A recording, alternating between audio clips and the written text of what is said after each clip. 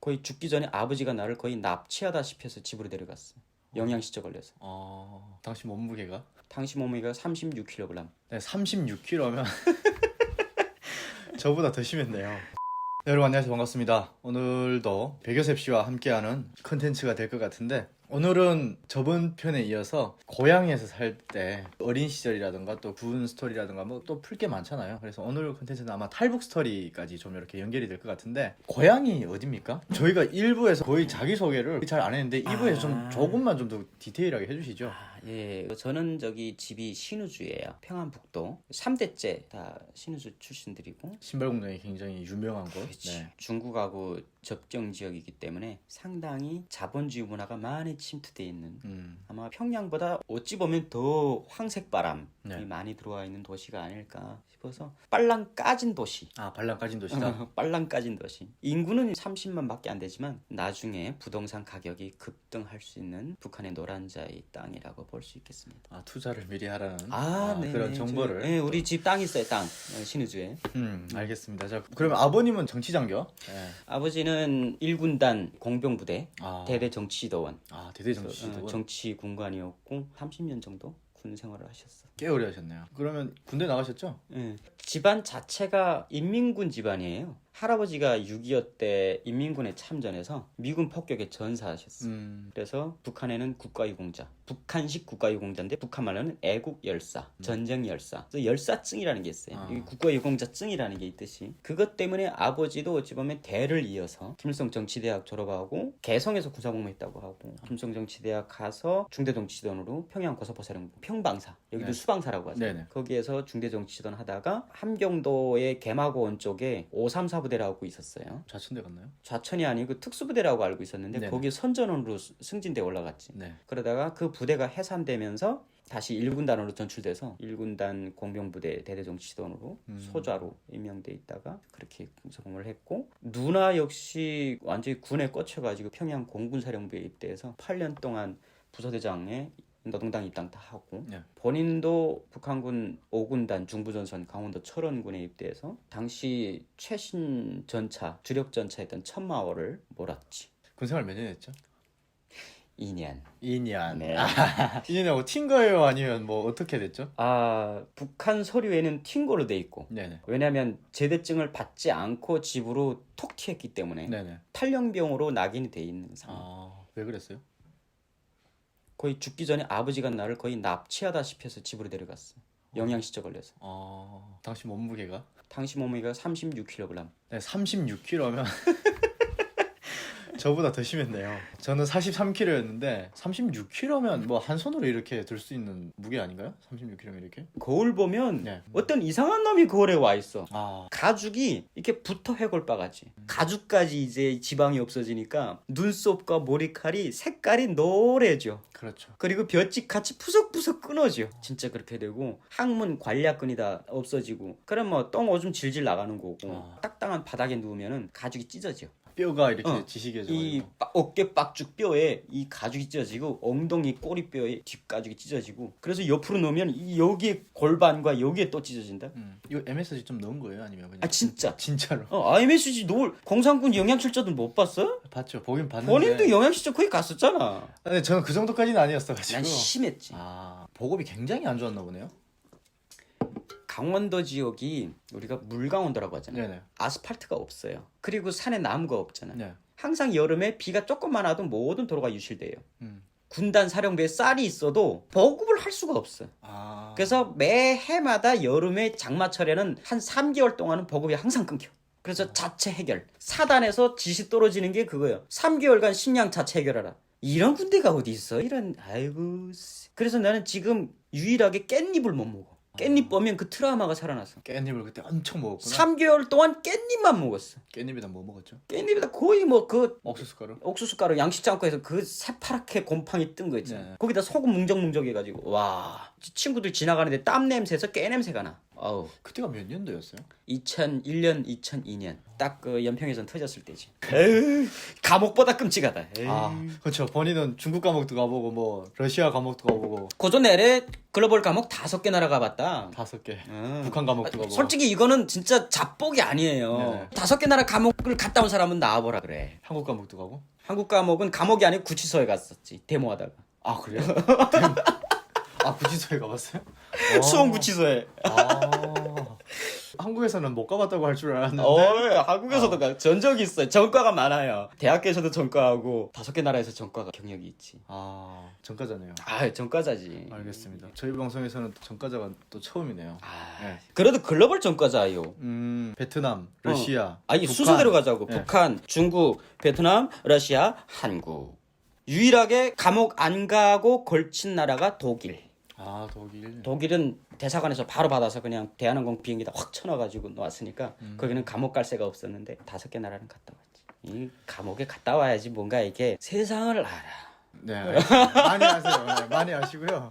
네, 저는 갈 생각이 없어가지고. 네. 한번 가기를 추천할게. 괜찮습니다. 여러분한테는 추천드리지 않겠습니다. 저도 사양하겠고요. 그러면은 군의소에서 아버님이 뭐 탈출을 도와줬다고 했는데 군의소에서 그렇게 누워있는데 아버님이 그걸 어떻게 알고 오셨어요? 나는 아버지가 만류했는데 군대 나갔기 때문에 아버지 말 안 듣고 나간 거예요. 아버지는 백을 써서 네. 구사동부 징집부에 가가지고 서류를 뺐어요. 근데 내가 굳이 나가겠다고 연병을 떨어가지고 내가 농성을 했다니까 군대 나가겠다고 구사동부 앞에서. 근데 내 속에 흑심은 몰랐지 아버지는. 아버지는 내가 진짜 노동당에 개충성해가지고 개처럼 충성해가지고 당을 지키려고 저렇게 쎄를 쓰나 했지. 난 아니었거든. 뭐였어요? 나는 12살 때부터 남조선으로 튀려고 그랬어. 진짜요? 그래서 난 강원도 가겠다고 아주 떼를 쓴 거야. 12살에 그러면 왜 탈북을 할 생각을 하신 거예요? KBS 방송. KBS 방송을 봤어요? 나는 그걸 듣고 그때 사춘기 모든 것이 싫을 때 그럴 때 살짝만 외부 소식을 넣으면은 어떤 모순과 불만이 사회적으로 폭발해버린다니까. 딱 그 시기였어. 대북 전단지하고 라디오 들었는데 이거는 뭐 남조선화가 외부 세계는 장난 아니야. 놀랐어. 남조선에서는 데모를 하는데 데모 이유가 쌀이 너무 많아서 안 팔린다고 데모질을 해요. 뭐 개수작이야 이거는. 그때 당시 북한에서는 엄청나게 굶어 죽었는데. 그렇지. 미쳤구나. 저렇게 깽판마다 안 죽이는 나라. 멋있네. 저게 민주주의지. 저게 자유지. 대통령 쌍욕해도 총알 안 날아오지. 아우지 안 집어넣지. 총살 안 시키지. 소고기 안 먹겠다고 청와대 가서 깽판 부려도 화염방사기 안 뿌리고 물로 이렇게 샤워 쫙 시켜주지. 야 얼마나 좋은 나라요. 그래서 가자. 역 같은 이 붙여서. 저 김정일 개새끼. 말을 대듯이. 근데 신우주에서 국경으로 튀는 게 더 빠르다라는 생각은 못했어요? 아버지가 공산당 간부니까 장마당에 나가면 쪽팔려서 나가지 못하게 했어 아버지가. 어디 가서 장사하면 안 되고 구걸하면 안 되고 어디 가서 도둑질하면 안 되고 완전 그 조선시대의 양반 고리타분한 진짜 막대기 같은 양반이었어. 아니 어디 가서 몰래 쑥덕쑥덕 해가지고 밀수업자라고 이야기를 해야지 어떻게 브로커를 알고 루트를 아는데 그걸 모르니까. 그러니까 생으로 진짜 뭐 개고생한 거지. DMZ를 넘어야겠구나. 그래서 DMZ 넘어가야겠다. 그때는 어린 나이라서 DMZ가 그냥 네 집 안방 넘치 이렇게 한 발 우쭈 하면 넘어간 줄 알았어. 요새 그렇게 넘어다니잖아요. 요새 그렇게 넘어다니잖아요. 야 그러니까 신기해요. 그래서 군의소에서 아버지가 와가지고 배낭에 넣어갔다고 들었는데 아버지한테 편지를 쓸 면목도 없었어요.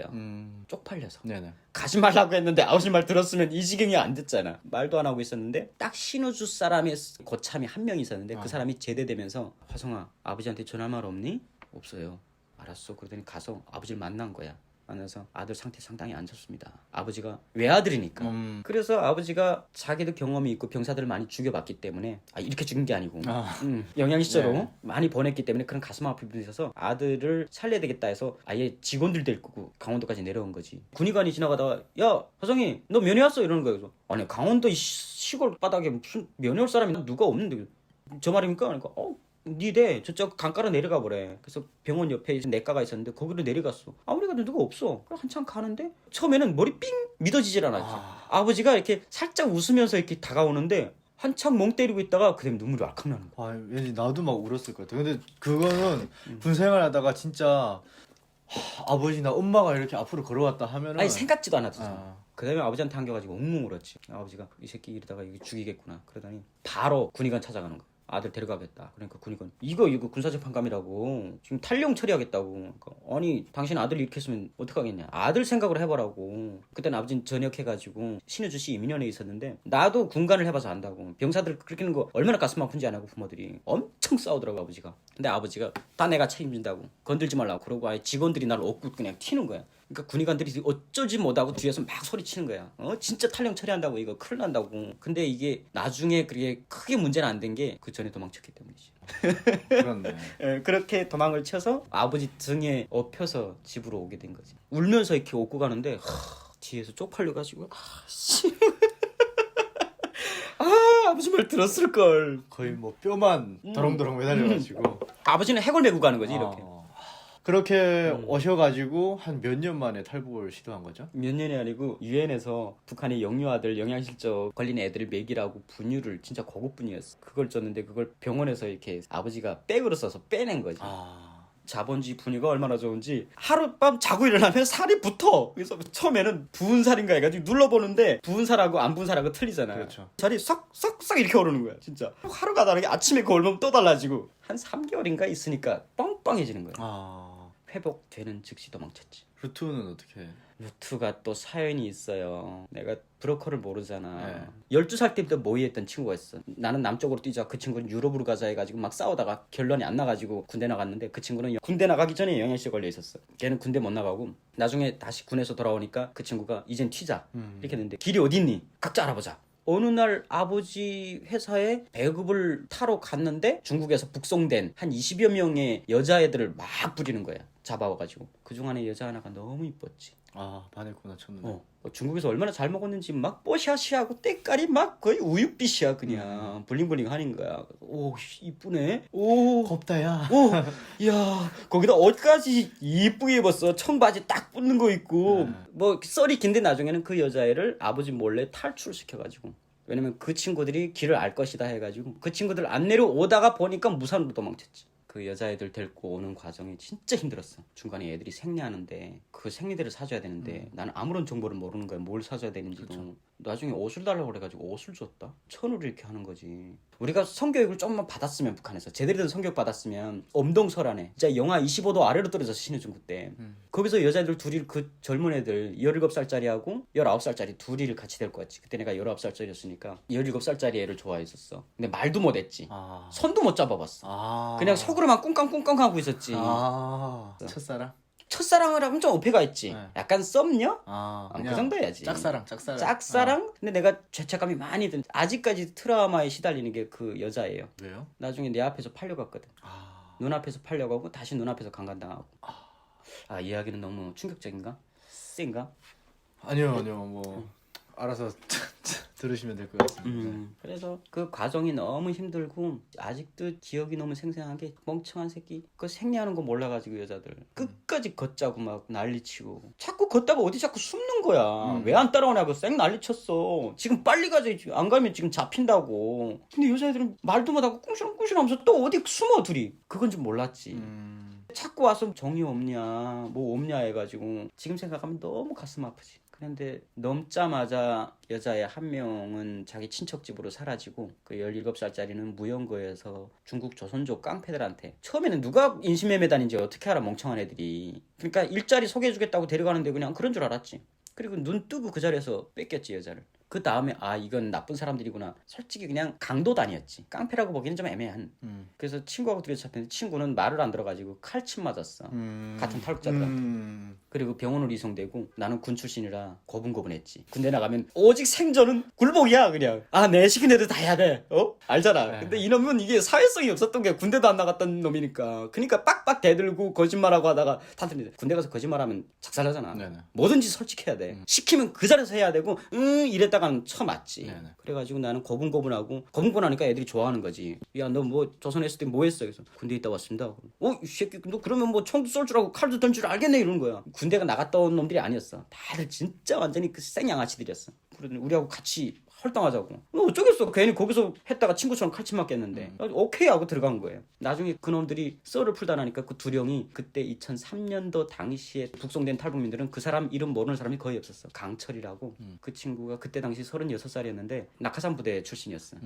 항공육전대라고 하지. 근데 이 사람이 북한에서 교화 6년을 갔다 온 거예요. 거기서 아주 그 강력범죄자였던 것 같아. 본인 이야기 들어보니까 썰이 길더라고. 군에서 제대돼가지고 결혼했는데 와이프가 굶어 죽게 생겼대. 그래서 어쩔 수 없이 강도짓을 한 거야. 근데 그 강도짓 때문에 아마 사람을 상해를 입혔는지 죽였는지 했나 봐. 그래서 교화소 갔는데 교화소에서 탈출을 한 거지. 거기서 수배령 떨어진 거야, 북한에서. 그래서 중국에 와서 깡패단을 모집하고 강도단을 모집하고 강도단 두령이 된 거지.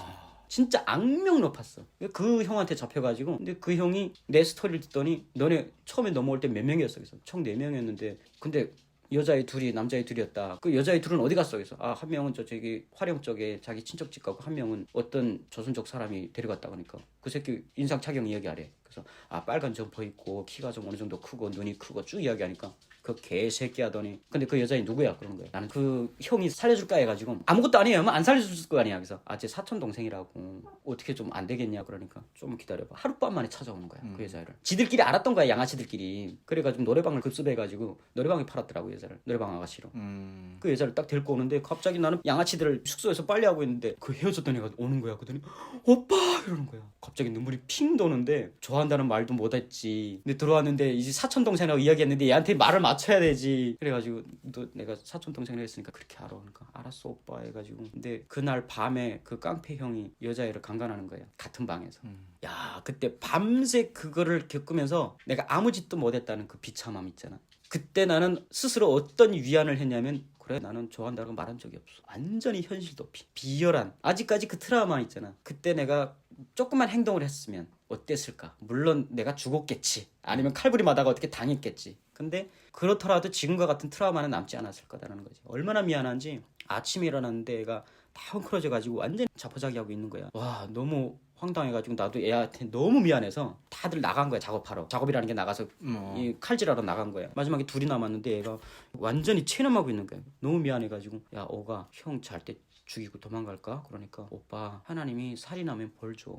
사람 죽이면 안 돼. 하나님도 저 오빠 사랑하셔. 저 사람 사랑하셔 이러는 거야. 그래서 야, 이 멍청한 크리스찬 이 예수쟁이들 답이었구나. 밤새 지를 강간한 그 깡패 두령을 죽이지 말라고 하는 거야. 보고 물론 내가 못 죽일 건 알겠지만 그 말이 얼마나 멍청한지 와 화가 막 나가지고 진짜 나는 뭐라고 변명도 못하겠고 위안도 못하겠고 기껏 위안을 해봤자 그 이야기였어. 나중에 그 형이 작업 딱 끝나고 들어오는데 항상 작업 나갈 때는 아무것도 안 가지가. 빈 가방 어깨 멜빵하는 양쪽 멜 가방에다가 낫 하나 딱 넣어. 그걸로 휘젓고 들어오는 거야. 그리고 작업하고 들어와가지고 밤에 일단 작업하고 낮에 들어와가지고 한 좀 해가 좀 밝을 때 새벽 이렇게 들어와서 나보고 야 같이 사우나 가자. 그래가지고 솔직히 그랬어. 저 새끼 사우나에서 죽을 수도 있다. 약간 이렇게 속이 벌벌벌 떨리는 거 있잖아. 따라갔어. 사우나 갔는데 그래서 한증탕 안에 딱 들어가더니 아씨 야 동생 내 등 좀 빌라 이러는 거야. 그래가지고 등 빌려 딱 갔는데 등에 손톱 자국들 있잖아. 뭔지를 알겠지. 손톱 자국이 빡빡 긁어 있는 거야. 와 그거 보니까 왜 또 속이 이렇게 막 완전히 그 막 메슥메슥한 거야. 그 상황이 떠오르는 게 있잖아. 버들버들 떨면서 이렇게 미는데 야 이 쓰리다 이 개새끼 살살 밀라 하는 거야. 그러더니 딱 한마디에 야 동생 너한테 이제 조카 생길 거야. 와 그 말 듣는데 왜 또 이렇게 떨리는지 아직도 그 상황이 마린못이지 마린못.